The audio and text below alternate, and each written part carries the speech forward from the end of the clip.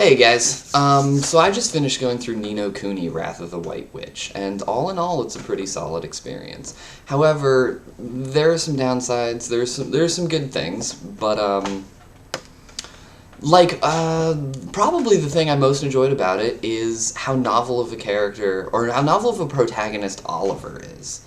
A lot of JRPGs suffer from this brooding, misunderstood protagonist kind of thing, and Oliver is not that at all. He's just like an innocent kid that wants to save his mother, you know, like he's they call him the pure-hearted one, and he's written very well, like, to that effect.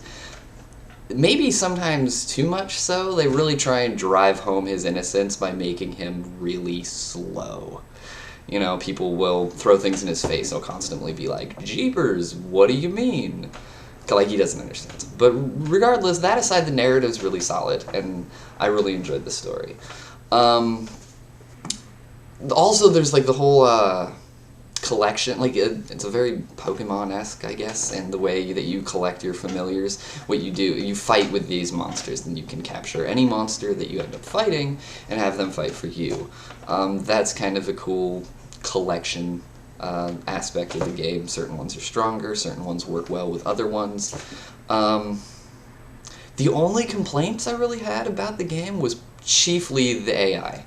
You control one person at a time out of a party of 3, and the AI has 2 speeds, stop and go. You either have to tell them to do nothing, or they will burn all their MP in one fight and end up, you know, running up to monsters and slapping them with a stick and dying immediately. They were profoundly bad. That and some of the side quests were mundane. Like, they weren't super well,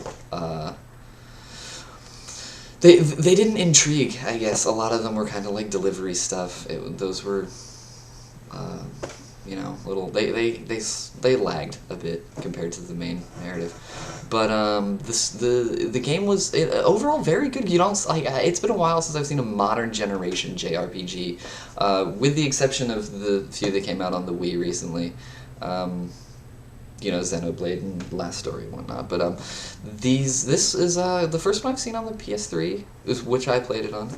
I don't know if it came out on the Xbox. I don't do that, but solid experience if you're a JRPG fan. I would suggest picking up Ni no Kuni. The visuals, obviously, was done by Studio Ghibli. Great. Music is great. Yeah, it's a good. It's I would say main story probably around 40 hours. If you do everything, you're looking at maybe 80. But it's a good experience. Definitely worth picking up if you're a fan of the genre.